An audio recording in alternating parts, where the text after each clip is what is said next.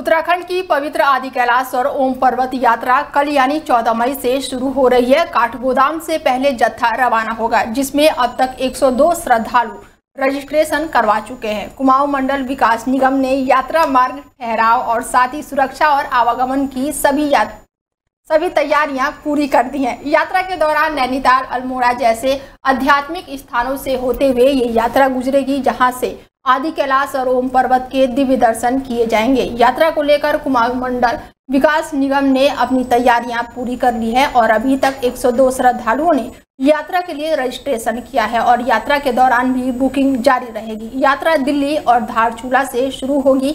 दिल्ली से आने वाले यात्रियों का स्वागत काठगोदाम के बाद भीमताल और टीआरसी को होगा, जिसके बाद से आदि श्रद्धालु और ओम पर्वत के लिए इन श्रद्धालुओं को भेजा जाएगा। साथ ही कैलाश मानसरोवर यात्रा भी इस बार शुरू हो रही है, उसको लेकर भी सभी तैयारियां पूरी कर ली गई है।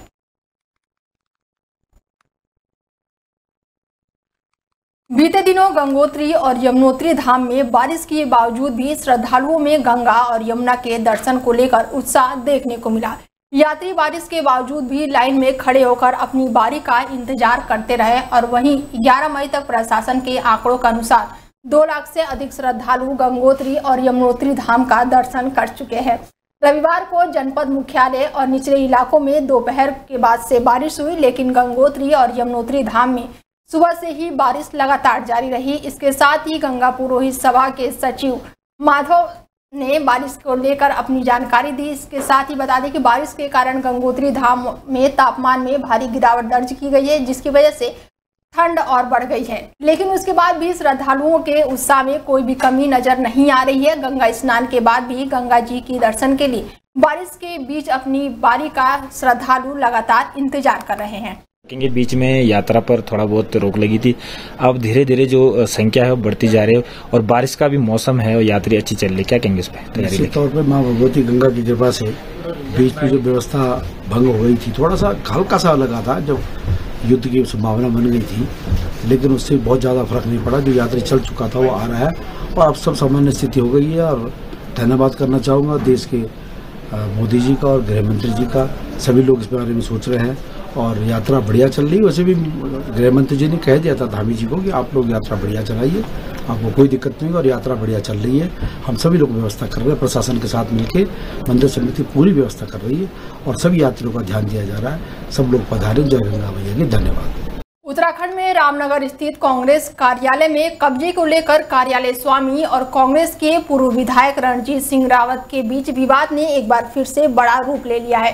सोमवार को कार्यालय स्वामी में कांग्रेस कार्यालय में ताला जड़ दिया और जिसको लेकर पूर्व विधायक के साथ दर्जनों कांग्रेसी कार्यालय पर ताला तोड़ने के लिए पहुंच गए। ताला तोड़ने को लेकर जमकर हंगामा हो गया और पुलिस ने इन कांग्रेसियों को वहां से खदेड़ दिया।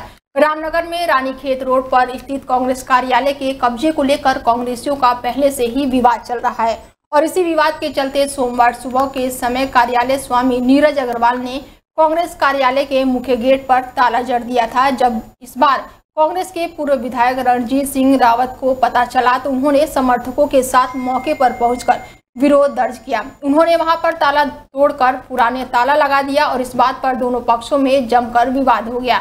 हंगामे के चलते पुलिस फोर्स भी मौके पर पहुंच गई। उन्होंने पूर्व विधायक रणजीत सिंह रावत और उनके समर्थकों को कांग्रेस कार्यालय से आगे हटाने का कोशिश किया, जिसके बाद से पुलिस कर्मियों ने और कांग्रेसियों के बीच धक्का मुक्की भी हुई। फिर विवाद की स्थिति उत्पन्न हो गई है। कब्जों को लेकर अंदर बताया ताला तोड़ दिया गया। आप धरने पर बैठे। प्रशासन की मिलीभगत से इस कार्यालय पे कब्जा करने की कार्रवाई की जा रही है। अंदर कुछ अवांछनीय लोग बैठे हैं। हमने अपना ताला कार्यालय में लगा दिया था तो पुलिस की मौजूदगी में हमारा ताला तोड़ दिया गया है। पुलिस चाहती है कि हम यहाँ से हटें तो वो अंदर से लोगों को निकाल सके। इस कार्यालय के अंदर कुछ लोग हैं, लेकिन हम यहाँ पर से हटने वाले नहीं हैं, चाहे जो भी हो जाए। मैंने प्रदेश संगठन को भी अवगत करा दिया है। हमारे CLP प्रदेश अध्यक्ष और कई विधायकगण बहुत जल्दी यहाँ पर पहुँचने वाले हैं। हरिद्वार में 2027 के महाकुंभ की तैयारियां अब जोरों पर चल रही है और इसी कड़ी में उत्तराखंड सरकार के कैबिनेट मंत्री गणेश जोशी हरिद्वार पहुंचे, जहां उन्होंने संत समाज से मुलाकात कर आशीर्वाद लिया और महाकुंभ की रूपरेखा पर विचार विमर्श किया। महाकुंभ जैसे विशाल स्तरीय आयोजन को लेकर सरकार की मंशा है कि इस ऐतिहासिक भव्य दिव्य रूप में प्रस्तुत किया जाए और इसके लिए संतों का सहयोग सबसे जरूरी माना जा रहा है। कैबिनेट मंत्री गणेश जोशी हरिद्वार के निरंजनी अखाड़े पहुंचे, जहां उन्होंने अखाड़ा परिषद अध्यक्ष रविंद्र पुरी महाराज और कैलाश आनंद महाराज से मुलाकात की।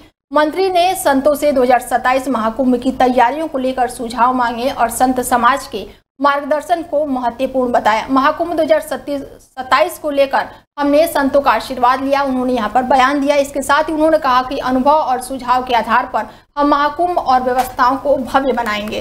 स्थिति खराब है, उसने कई देशों से गुहार की, उसने अमेरिका से गुहार की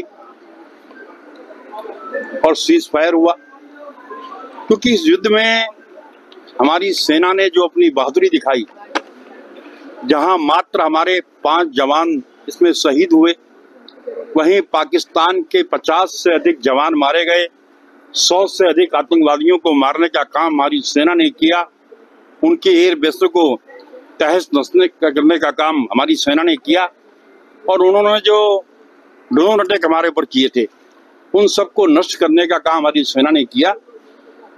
तो पाकिस्तान के हाथ-पांव फूले हुए थे, लेकिन हम किसी पर आक्रमण करने के पक्षधर नहीं है। रुड़की के गंगनहर कोतवाली क्षेत्र में मंडी में रविवार की रात कुछ दबंगों द्वारा मंडी निवासी पुनीत और उसके साथी अमित शर्मा पर लाठी डंडों से हमला कर दिया गया और इस हमले में दोनों गंभीर रूप से घायल हो गए। लाठी डंडों से किए गए इस हमले की यह घटना पास में लगे सीसीटीवी कैमरे में कैद हो गई है, जिसमें कुछ दबंग लोग बड़ी ही बेरहमी से बाइक सवार 2 लोगों पर हमला करते हुए साफ नजर आ रहे हैं। बता दें कि मंडी निवासी अमरीक सिंह नाम के व्यक्ति ने आज पुलिस को तहरीर देकर बताया कि रविवार की रात उनका बेटा पुनीत अपने साथी अमित शर्मा के साथ अपनी दुकान को बंद करके वापस घर की ओर जा रहा था। तभी रास्ते में कुछ दबंग लोगों ने उसके पर लाठी और डंडों से हमला कर दिया। हमले की यह घटना पास लगे सीसीटीवी कैमरे में कैद हो गई है। सीसीटीवी कैमरे का एक वीडियो भी कुछ लोगों द्वारा लाठी डंडों से बाइक सवार 2 लोगों को हमला करते हुए साफ नजर आ रहे हैं। दूसरे सीसीटीवी कैमरे की वीडियो भी दिखाई गई है। इसके आधार पर पुलिस अब लगातार कार्रवाई करने में जुटी हुई है। जी, कल शाम मेरा बेटा दुकान बंद करके जा रहा था। पड़ोसी जितेंद्र सिंह व उसका बेटा साहिल और आदित्य ने मिलकर रोड से लाठी से धारदार हथियार से हमला करा, जिसमें मेरे बेटे को व उसके मित्र को गंभीर चोटें आई हैं और मैं उपचार हेतु फिर मेडिकल गया हूं और मेडिकल भी कराया है, प्लस यहाँ थाने में अध्यक्ष महोदय को तहरीर दी है। उम्मीद करता हूँ कि उचित कार्रवाई होगी। जो चोटें आई है क्या वो रेफर वगैरह है या यहीं पे? हाँ, बेटे को रेफर है, वो एम्स में एडमिट है फिलहाल। करीब 8:15 की। किस बात को लेके विवाद हुआ? कुछ नहीं, छुट्टी करके जा रहे थे, कोई किसी प्रकार का कल विवाद नहीं था। ये पहली बार है या नहीं, इससे पहले भी।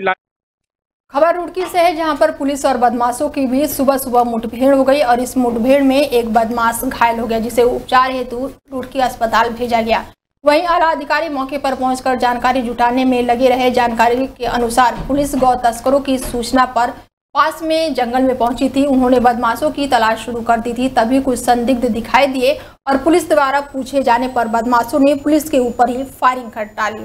तो वहीं जवाबी फायरिंग में पुलिस की एक गोली बदमाश को जा लगी। वहीं कुछ बदमाश मौके से फरार हो गए और उनकी तलाश पुलिस लगातार कर रही है। सभी गौ तस्कर बताए जा रहे हैं। वहीं पुलिस द्वारा घायल उपचार के लिए सिविल अस्पताल रुड़की भेजे गए हैं। मुठभेड़ की सूचना मिलने पर पुलिस के आला अधिकारी मौके पर पहुंचे और जानकारी जुटाई। प्राथमिक शिक्षा संघ हमीरपुर द्वारा प्रेस कॉन्फ्रेंस का आयोजन किया गया। सर्किट हाउस में इस प्रेस कॉन्फ्रेंस का आयोजन किया गया और इस दौरान प्राथमिक शिक्षा संघ के जिला अध्यक्ष रजनीश सिंह ने कहा कि प्रदेश सरकार में प्राथमिक शिक्षा संघ की आवाज को दबाने का काम हो रहा है। रजनीश सिंह ने कहा है कि शिक्षा निर्देश का एक जो ढांचा तैयार किया जा रहा है वो गलत है। उन्होंने कहा कि पहले भी शिक्षा निर्देश 2 थे, लेकिन तभी भी समस्याओं का समाधान नहीं हो पा रहा था। लेकिन अब शिक्षा विभाग का एक निर्देशक कर दिया गया है जो कि पूरी तरह से गलत है। उन्होंने कहा कि शिक्षकों को वित्तीय ढांचों के साथ कोई भी छेड़छाड़ नहीं होनी चाहिए तथा वित्तीय और प्रशासनिक शक्तियों को छोड़कर नहीं रहना चाहिए। वहीं रजनीश सिंह ने आगे कहा है कि प्राइमरी स्कूलों में खेलकूद प्रतियोगिताएं बच्चों को बंद नहीं करनी चाहिए थी। उन्होंने प्रदेश सरकार से मांग की है कि प्राइमरी स्कूलों में खेलकूद प्रतियोगिताएं बिल्कुल भी बंद नहीं होनी चाहिए। 20 तारीख का जो धरना प्रदर्शन था उसके बाद कंटिन्यू हमारा क्रमिक अनशन जो है वो चला हुआ है। आज 17 दिन उसको कंटिन्यू हो गए हैं और अभी इसके बाद भी अगर नहीं मांगी गई तो एक बहुत बड़ा धरना जो है, विशाल धरना फिर से आयोजित किया जाएगा। उसमें हर टीचर जो है अपना वहां पर भागीदारी देगा और उसके पश्चात भी अगर बात को नहीं सुना गया तो फिर हम अमर अनशन की तरफ जाने की तैयारी कर रहे हैं।